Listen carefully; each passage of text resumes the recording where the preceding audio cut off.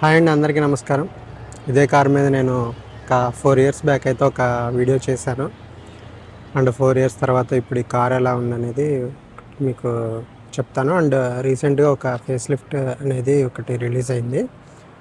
At the same time main heart of the car engine అయితే change అవ్వలేదు, but small modifications and some enhanced features అయితే కొంచెం integrate చేశారు. So అవి కూడా మీకు ఎక్స్ప్లెయిన్ చేస్తాను. బేసిక్గా ట్రైబర్ RXZ వచ్చేటప్పటికి ఇట్స్ ఏ ప్రాక్టికల్ కార్ అండి.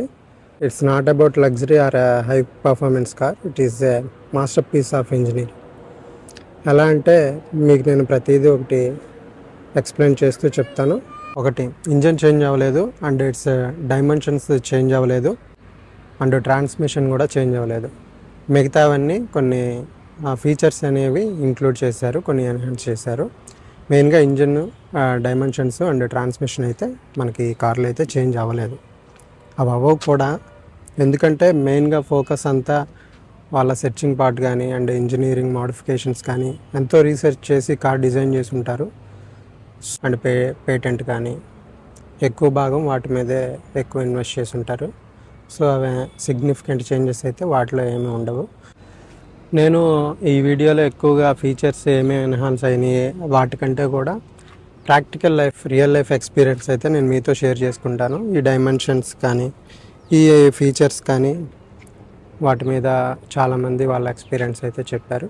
పాత కార్కి అండ్ ఓల్డ్ మోడల్ కార్కి ప్రజెంట్ ఇంట్రడ్యూస్ అయిన ఫేస్ లిఫ్ట్ కార్కి చిన్న చిన్న చేంజెస్లో హాలోజన్, అంతకుముందు హాలోజన్ బల్బ్స్ ఉండేవి, ఇప్పుడు LED ఇండికేటర్ ప్రొజెక్టర్స్ యూజ్ చేశారు.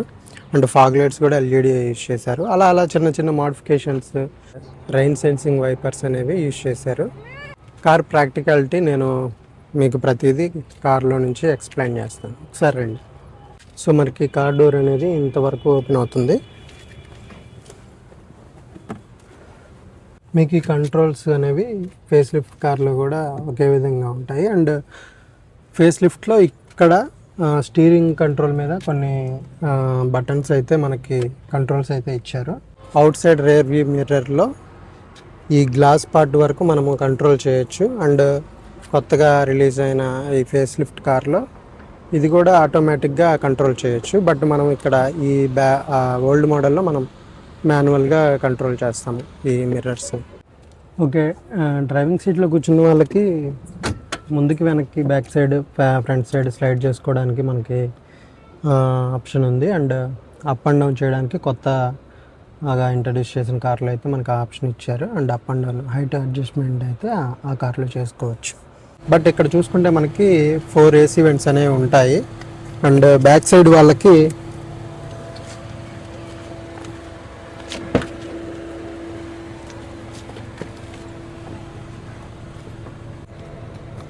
వాళ్ళకి ఇక్కడ AC వెంట్ అనేది ఇక్కడ ఇచ్చారు. ఇది ఫ్రంట్ వాళ్ళకి కూడా ఉపయోగపడుతుంది. అది ఎలాగో ఇప్పుడు నేను చూపిస్తాను.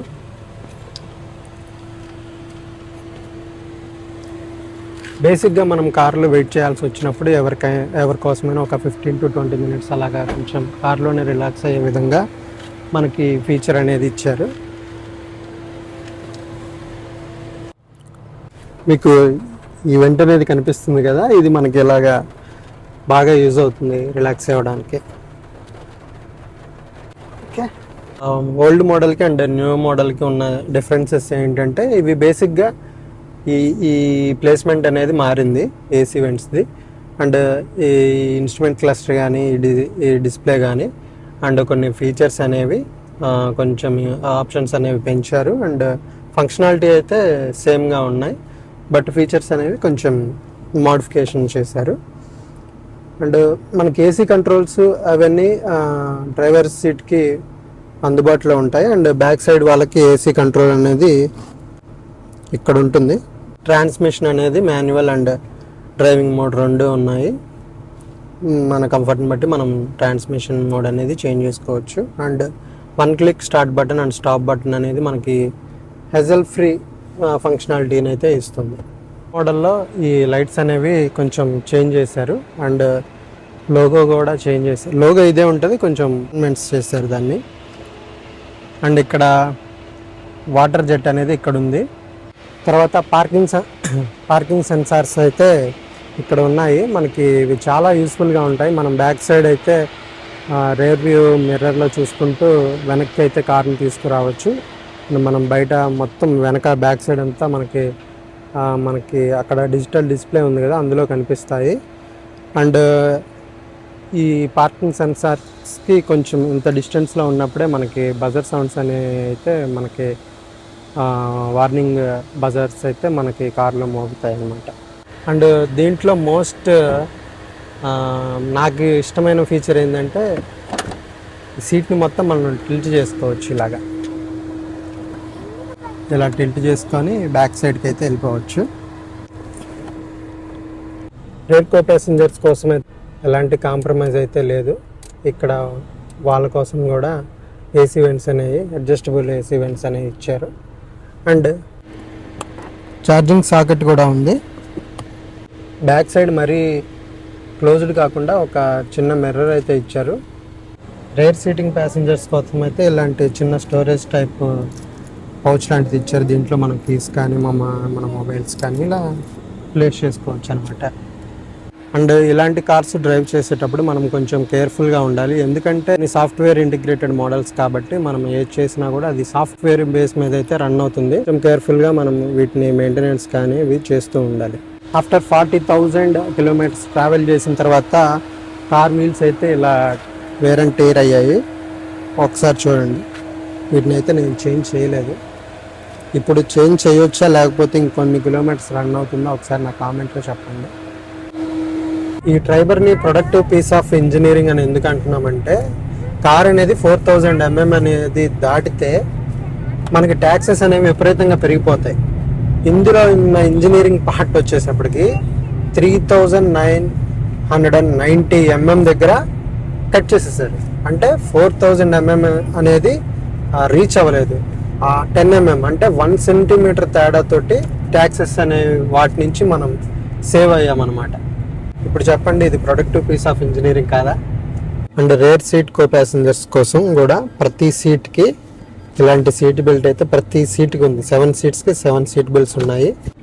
సేఫ్టీ పరంగా ట్రైబర్కి గ్లోబల్ ఎన్క్యాప్లో 4 స్టార్ రేటింగ్ వచ్చింది. ఆ 4 స్టార్ రేటింగ్ వచ్చిద్దో రాదో దానికంటే ముందే మనమైతే ఈ కార్ తీసుకున్నాం అనమాట. గ్లోబల్ ఎన్క్యాప్లో 4 స్టార్ రేటింగ్ వచ్చిన తర్వాత ఈ కార్ అనేది ఒక ట్రెండింగ్లోకి వచ్చిందనమాట. బట్ ఇప్పటికి కూడా ఈ కార్ని ట్రైబర్ ఈ మోడల్ని ట్రైబర్ RXZ లేకపోతే ఇంతకు ముందు ఉన్న 3 వెర్షన్స్ కానీ ఇప్పటికి కూడా కొంచెం ఓవర్లుక్ చేస్తూ ఉంటారు. ఈ కార్లో ఉన్న ఇంత ప్రొడక్టివిటీ కానీ ఈ ప్రైస్ ఆఫ్ రేంజెస్లో ఉన్న కార్స్లో అయితే ఇంత productive value for money features కానీ ఎందులో లేవు. బట్ ఇప్పటికి కూడా ఇది ఓవర్లుక్లో ఉంటుంది ఈ కార్ మాత్రం. కొంచెం ఇప్పుడిప్పుడే కొంచెం వీటి మీద కూడా ఒక లుక్ వేయడం అయితే స్టార్ట్ చేశారనమాట. ఒక డ్రైవర్ సీట్లో ఉన్న వారికి తప్ప మిగతా వారందరికీ హ్యాండ్ సపోర్ట్ అయితే ఉంటుంది. ఇక్కడ ఈ ప్లేస్లో కూర్చునే వారికి మాత్రం కొంచెం హ్యాండ్ సపోర్ట్ అయితే ఉండదు.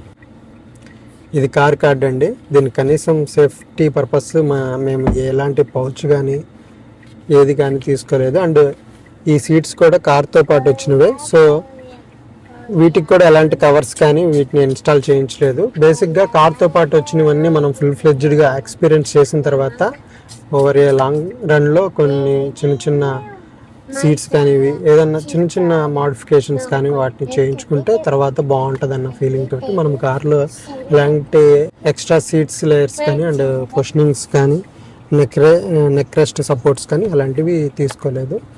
ఇప్పటికైతే కార్ అయితే ఇప్పటికీ బాగానే ఉందండి. Depends on maintenance. ఇదండి ఈ కార్ గురించి. నేను 4000 కిలోమీటర్స్ ఉన్నప్పుడు ఈ కార్ మామూలు రివ్యూ చేశాను. అండ్ ఇప్పుడు 40,000 కిలోమీటర్స్ తర్వాత మళ్ళీ ఈ కార్ రివ్యూ అనేది చేస్తున్నాను. యాక్చువల్గా కార్ తీసుకున్న తర్వాత నడపడంలో కానీ అలాంటి రిగ్రెట్ ఫీలింగ్ అయితే లేదు. చాలా బాగుంది కారు.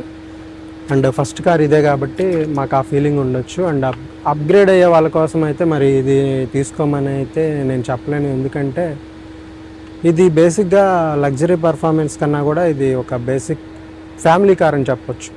ఓకేనండి, ఇంతవరకు ఈ వీడియో చూసినందుకు చాలా ధన్యవాదాలు.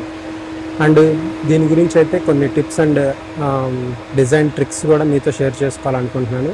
సో ఈ వీడియో మీకు నచ్చితే లైక్ అండ్ షేర్ చేయండి. అండ్ మీకు ఏమైనా డౌట్స్ ఉన్నాయి కామెంట్లో అడగండి.